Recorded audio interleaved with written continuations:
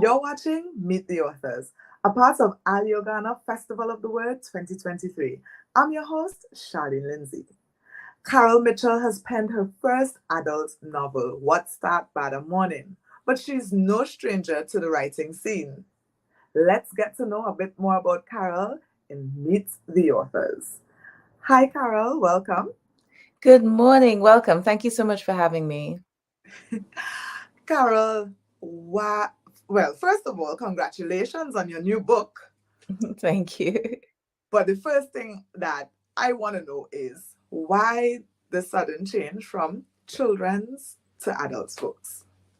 Okay, great. Great question. So, to the outside world, it seems very sudden because most of the work I've published 18 books for children to date. And that's how I began my writing career. But at the same time, I've always been writing short fiction for adults and publishing those here and there in journals. And so while on the outside, it looks like I'm primarily a children's author, which I am, I've always been writing short fiction. So I did an MFA at George Mason University in Virginia, and as a part of that program, I began delving even further into writing fiction for adults. And so that's the kind of how I ended up here today. Was it a big leap in terms of like writing style and, story development, that kind of thing? So I would have to say not really. So writing for children is a lot harder than I think a lot of people think. Because the books are shorter, it seems as if it would be easier to do.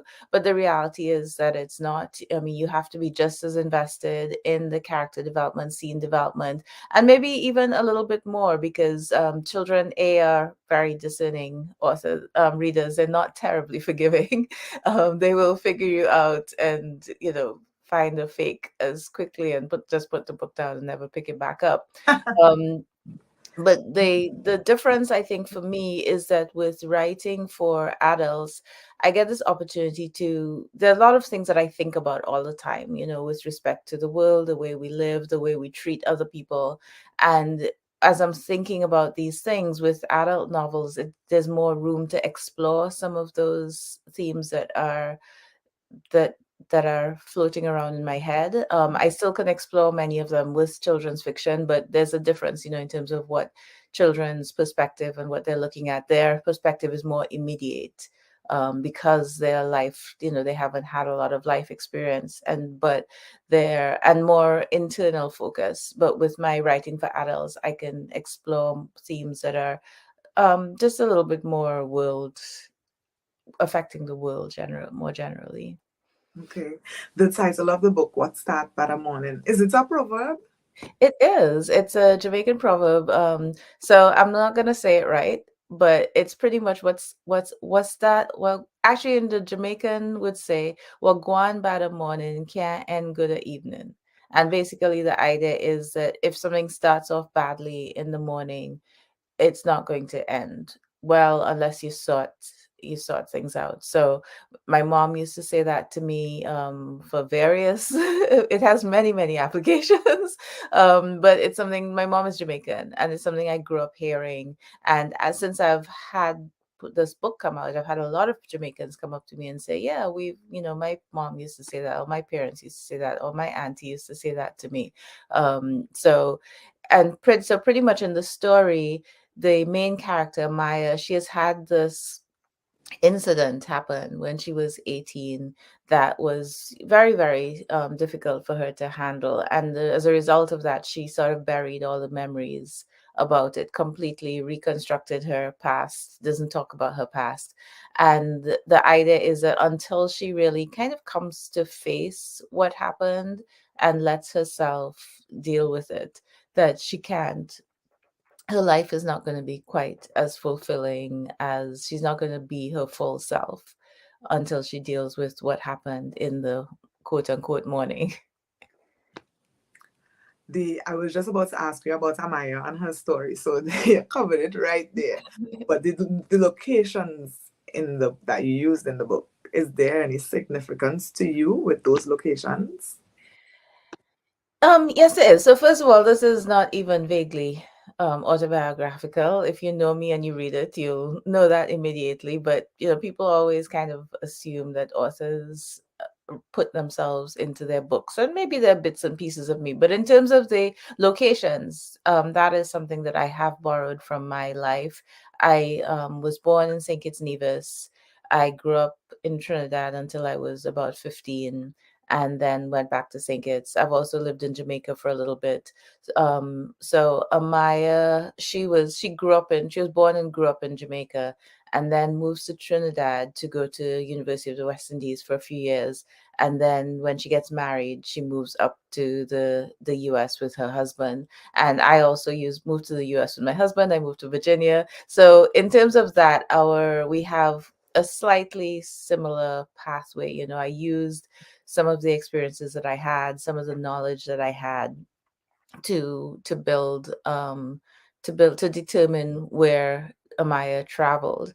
But a lot of it also was very intentional in terms of my some of the things I wanted to talk about the Caribbean. And there's a historical event or historical period of time in Jamaica in the late 1970s where there's a lot of political turmoil, and that feeds rather heavily into the way that the book ends. That's like the part of the catalyst for the thing that happens to Amaya when she's 16 or when she's 18. And so that was very intentional writing, having her be from Jamaica, for that reason. And then the move to Trinidad sort of worked out in that, I know Trinidad well, and also she goes to University of the West Indies, and then she moves up to Virginia after that. And that again, I chose because I know Virginia really well. I know that experience of moving here for the first time around the same time period that Amaya moves. So I was able to write that aspect of my experience, even though her experience moving up is very, very different from mine. So I know I didn't directly answer the question that you asked, but hopefully that's how the location sort of came about. Yeah, definitely understanding that. But you're saying that is not your autobiography. Just reminding readers that it's not there are similarities, but it's not your story. It's Amaya's story, right? Definitely, yes. What do you hope that readers take away from What Start by the Morning?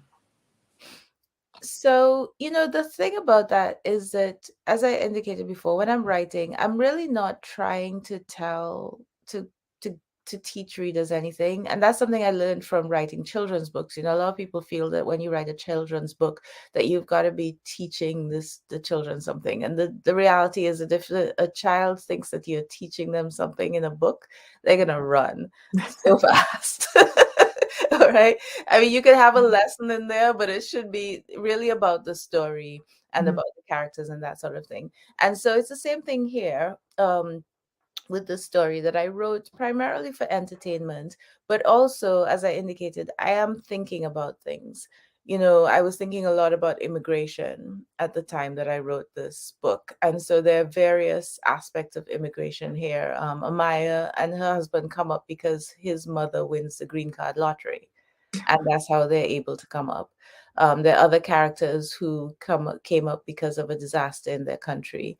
There are other characters who are there illegally. There are other characters who are there, because their parents moved and then they were born here. So there are a number of different stories, and I think I wanted to sort of think through some of the experiences, show that there isn't one single immigrant experience, and Right. show that regardless of what that experience is, most people are really they want to succeed when they come up to the US, and they want to make something of themselves. And it's hard leaving home. It's not something that you do just casually or on a whim. It's difficult. It's a very calculated decision.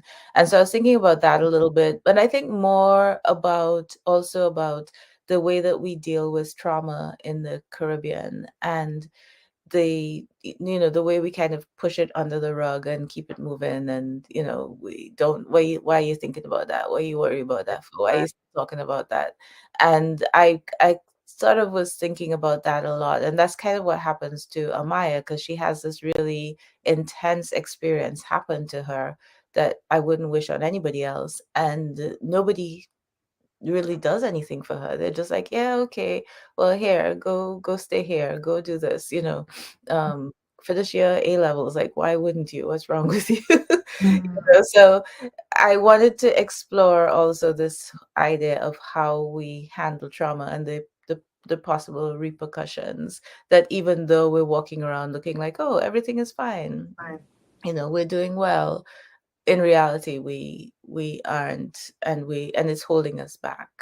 And so that's something I was thinking about a lot. So, and it's not that I'm saying, for example, with Amaya, that even that she has to do anything drastic to come to terms with this, but for her, she completely buries the memories, and she just needs to acknowledge that she was young, and she wasn't to blame, and she should have been nurtured differently, and she deserved to have been nurtured differently, and to kind of acknowledge that she can be whole still. So I think that's one of the things that I was thinking about a lot. And so I've had a few people comment that it really impacted them in terms of their own experiences and the things that they haven't dealt with. And, they picked up the phone and called their mother or whatever it is, um, which is not, I mean, so that's not necessarily what I was aiming for in any way. But if it is helpful to somebody in terms of thinking about their relationship with the events that have occurred in their life, then I'm happy about that.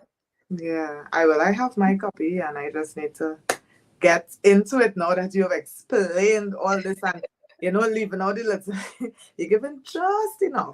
Just Yeah. enough. Just enough. There are a lot of spoilers. I mean, because you don't learn what actually happens to Amaya until the very, very end of Mm, the story. So you're kind of, as she's learning about it, as she's figuring things out, you're you're little figuring too. them out as well. Yeah. So the reader doesn't have any insight.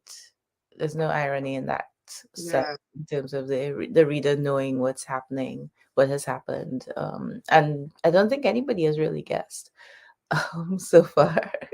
Nobody has guessed correctly. No, no, Then no. probably my guess is wrong from Who knows? You can let me know. You might be the first. I yeah. mean, there are things that you can figure out. There are things that you can discern along the way for sure. But I think it's a bit unexpected. Well, it sounds like a page turner, so I'm excited to get into mine. But how can folks connect with you, Carol, and also how can they get the book? Yeah, so I am on primarily on Instagram, also on Facebook with Write with Carol, which is write like write a book or write a note or write whatever it is you enjoy writing. So Write with Carol. I have that handle primarily because I do a lot of workshops, and I'm a teacher, and so the idea is, I like to help people to develop their own writing, especially Caribbean people.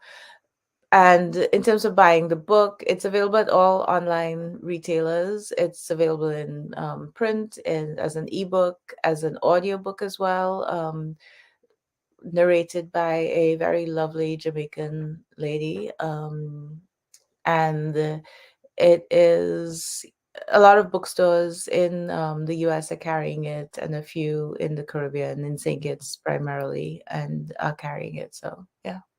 I was about to ask about the narration in the audiobook. I think it's so important for our voice to be heard, the accent. The accent makes a difference. Yeah, so I was fortunate. So my publisher sold the audio rights to another publishing company, but they did give me the right of refusal Oh, for the narrators. And so they sent me about seven, I think, and six of them were non-native Caribbeans. They were people with Caribbean connections, perhaps, yeah. but their accent was American, and they were putting on an accent. And I said to the people, I was like, I will not be able to get away with that. I will be laughed out of the Everybody will be calling you Carol. what What happened here? You could have asked me. You could have asked me, Carol. exactly. You're exactly right. And so and then I met with the person who did the narration, and I don't know why her name is just slipping me right now. Or I would say her name, but it's just completely, I'm having a complete blank on her name right now. But I actually met with her and talked with her. She lives in LA. She's Jamaican, and she's an actress. And we talked about it. She was really intentional about getting to know the characters and understand the story and asking me about different pronunciations and things like that. And so I felt very comfortable with her, with what she was going to produce. So yeah, I'm excited about that. And a few people, I actually haven't listened to the narration, just as I haven't read the book again since it is, yeah, I just can't. But a number of people have told me that they really enjoyed it. Okay, well, I can't wait. I'll give you my feedback. I'll let you Yeah, know. that. And if there's anybody out there listening who has already read the book, I'd really appreciate if you leave a review on Amazon. You could it just has to be a few words. You don't have to write a whole dissertation on what you thought of it, but just, hey, this was a really good book, would really help us to get the word out there, get people interested in purchasing it and picking it up, and buying it. And get our Caribbean authors seen. Exactly. Yeah, this help us to be seen. Thank you so much for joining me today, Carol. Okay, thanks for having me. I had a great time. It was a pleasure. Okay. AFW viewers, stay tuned because we'll be back with more.